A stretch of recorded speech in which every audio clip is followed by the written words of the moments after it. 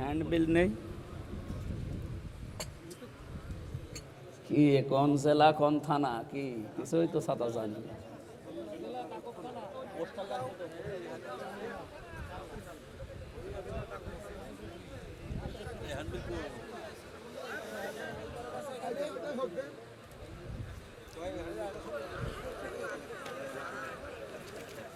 আলহামদুলিল্লাহ।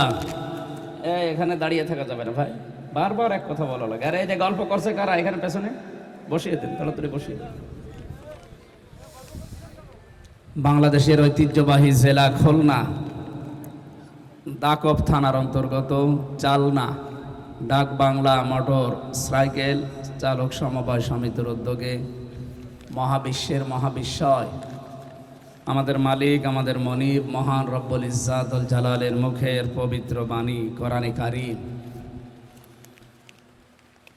পবিত্র অনুষ্ঠানের সম্মানিত সভাপতি হাফেজ শাহ আলম মীর দামাত বারকাতুহুমুল আলিয়া, সম্মানিত পরিচালকদ্বয়, এ মাহফিলে এতক্ষণ পর্যন্ত যারা কথা বললেন মাওলানা হাফিজুর রহমান, মাওলানা আব্দুল হান্নান, অন্যান্য ওলামা ইকরাম, মাহফিলে মঞ্চে যাদেরকে আপনারা বসতে দিয়েছেন এ এলাকার সম্মানিত ব্যক্তিবর্গ, আরফা'না লাকা যিকরাক, শুধু দুনিয়ায় না উভয় জগতে তাদের সম্মান মর্যাদা কামনা করছি, বলেন আমিন।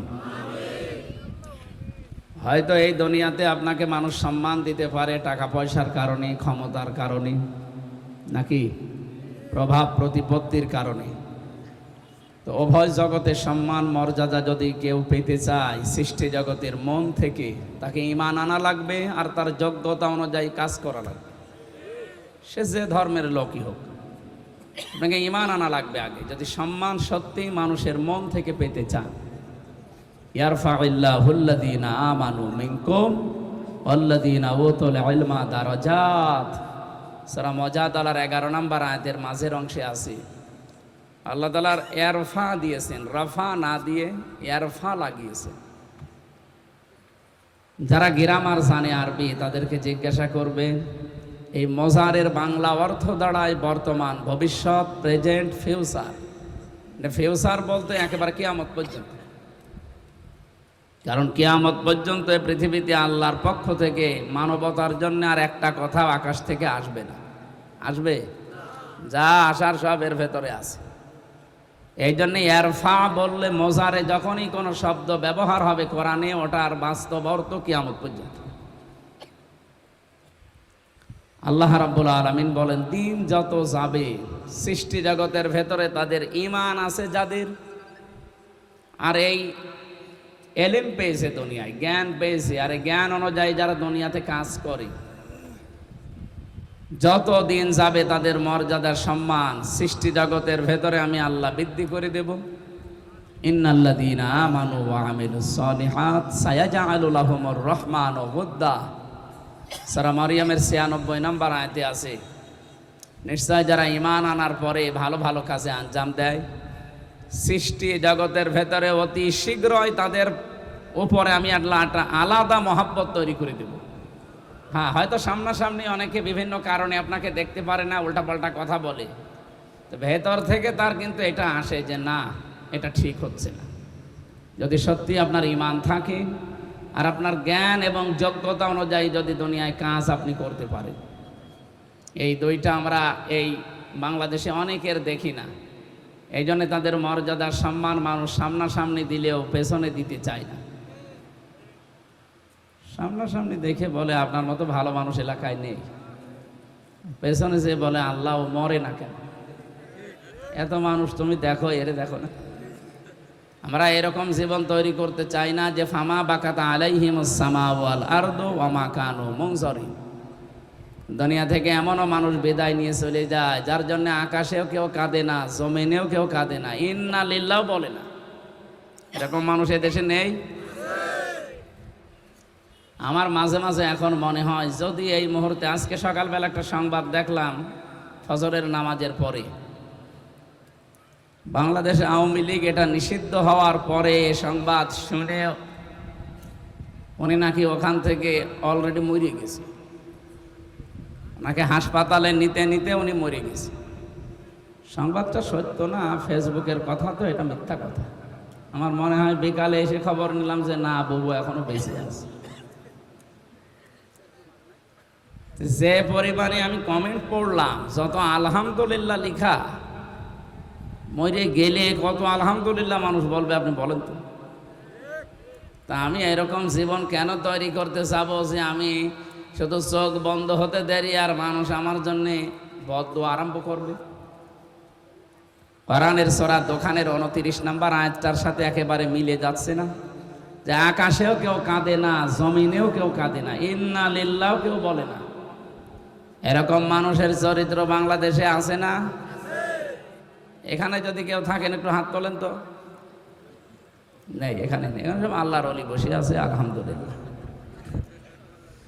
এই জন্য ওনাদের মর্যাদা আমরা শুধু দুনিয়ায় চাই না, আমরা চাই ওনারা যারা ইমান এনে এখানে বসে আছে, ওই ইমানের ওপরে যোগ্যতা আল্লাহ যার যতটুকু দিয়েছে, জ্ঞান আছে, এলেম আছে, এর উপরে যেন দুনিয়ার জীবন কাটাতে পারে আল্লাহ, তাহলে এটা ঠিক থাকবে। দারাজাত এই জন্য বহু বচন, দিন যত যাবে আপনার মর্যাদা আল্লাহ একটার পর একটা বাড়াতেই থাকবে। এই জন্য দেখেন ইসলামপন্থী মানুষ যারা, কোরআনওয়ালা মানুষ যারা, এদের দিন যত যায়, যত মুরব্বী হয়, তাদের সম্মান আরো সৃষ্টি জগতের ভেতরে বেড়ে যায়। আপনি শাহ আহমেদ শফি রহমতুল্লাহ আলাইহি তার দিকে তাকান তো, 100 বছর পার হয়ে গেছে লোকটা। এই আওয়াজ বাড়ি খাচ্ছে, হালকা ইকো কমিয়ে দেন। আপনি 100 বছর পার হওয়া মানুষ আরো দুনিয়ায় যারা আছে তাদের দিকে তাকান, যারা দুনিয়াদার ছিল, এদেরকে এখন তার পরিবারের লোকজন পর্যন্ত টানতে চায় না, ঘৃণা করে। আমার কথার অর্থ বোঝা গেছে? সুতরাং ইমান আনার পরে যারা জ্ঞান পেয়েছেন, এলেম পেয়েছেন, তার যোগ্যতা অনুযায়ী যেন দুনিয়ায় কাজ করতে পারেন, এই তৌফিক কামনা করছি তাদের। বলেন আমিন। সামনে বসা মুসলমান ভাইরা, পর্দার আড়ালের সম্মানিতা মা এবং বোনেরা, প্রশাসনের ভাইরা, প্রাণ প্রিয় খুলনাবাসী, না কি করেন আপনি ওখানে বসে বসে? আওয়াজ বাড়ি খায় কেন?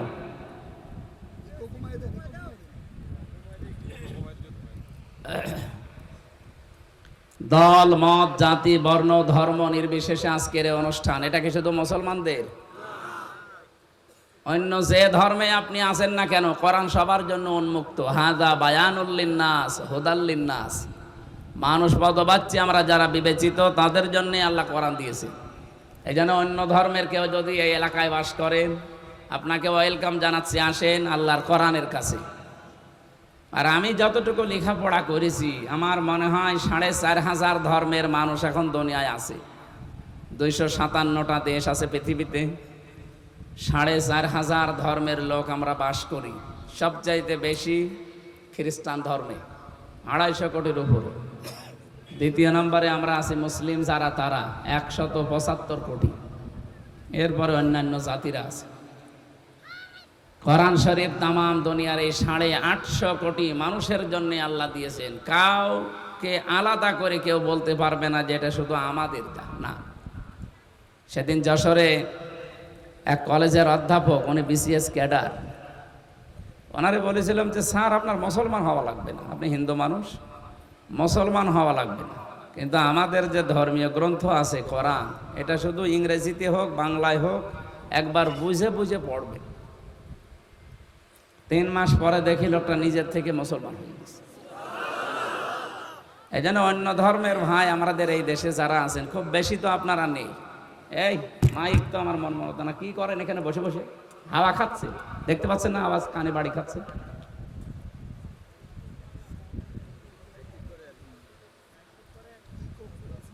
ইকো দেওয়ার দরকার নেই, রিভাব দেন। আর আমার মনে হয় মাইক কোন দিকে যে ধাক্কা লাগছে, ওইটা খুলে দেন, দরকার হয়েছে, জান।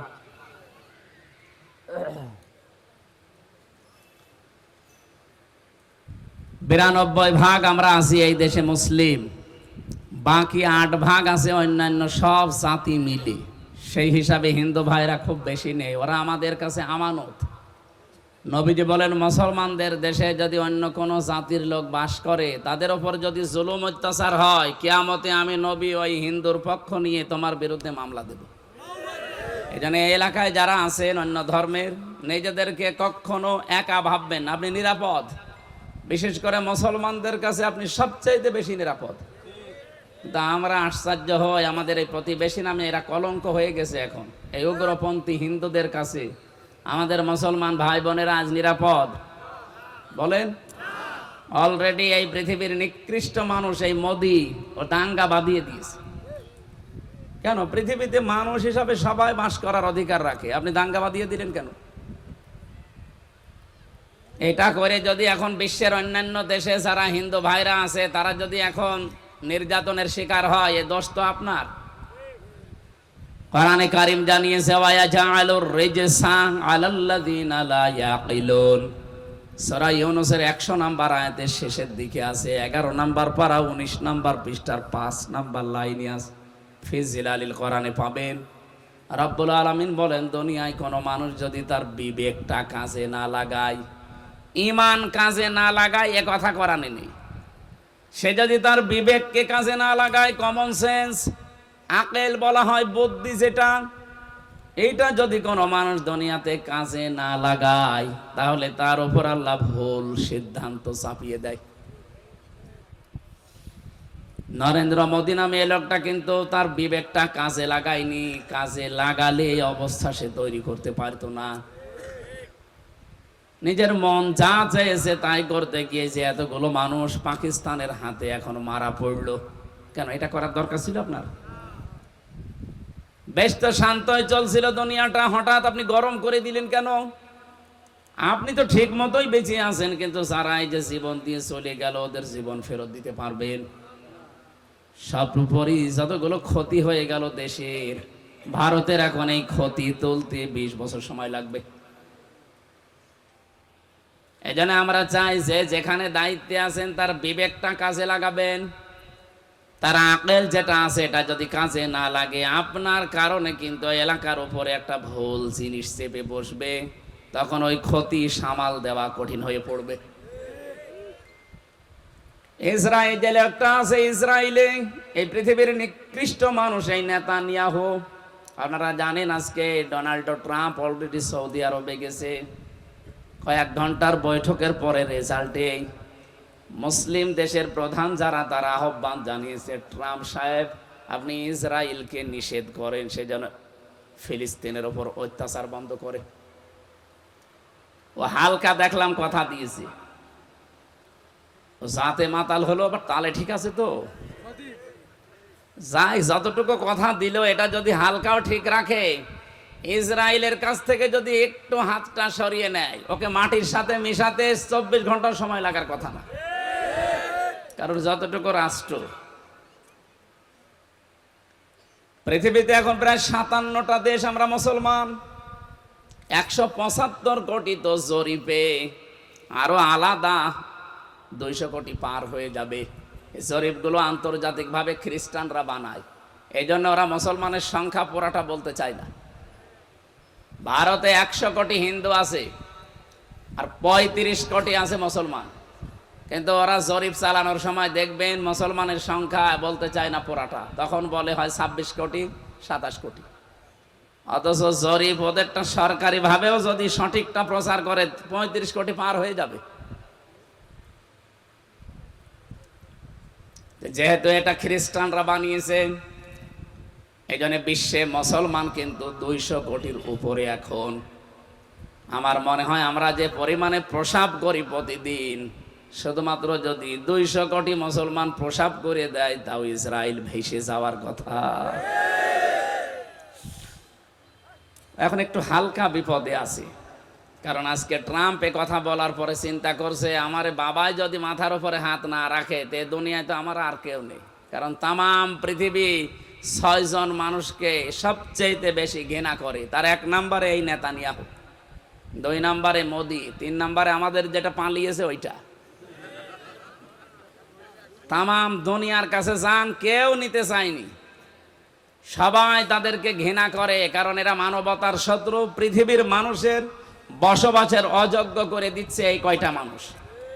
এরা যদি একটু শান্ত হয়ে যেত না, এই জন্য ওর এই ভুল সিদ্ধান্তের কারণে ওর বিবেকটা কাজে লাগে না, এই জন্যে এমন কিছু আল্লাহ চাপিয়ে দেবে না, শেষে সামাল দেওয়া কঠিন হয়ে পড়বে সামনে। সর্বোপরি যে কথা শেষে বলতে চাই, আমাদের দেশে যিনি আছেন ডক্টর মোহাম্মদ ইউনুস, দুই নবীর নাম মোহাম্মদ ইউনুস, দুই নবীর নাম নিয়ে বসে আছেন। আপনি আর যাই করেন বিবেকটা কাজে লাগাবেন। কি কথা বোঝেন আমার? বিবেক যদি আপনি কাজে না লাগান না, সামনে ভয়াবহ অবস্থা আসতেছে।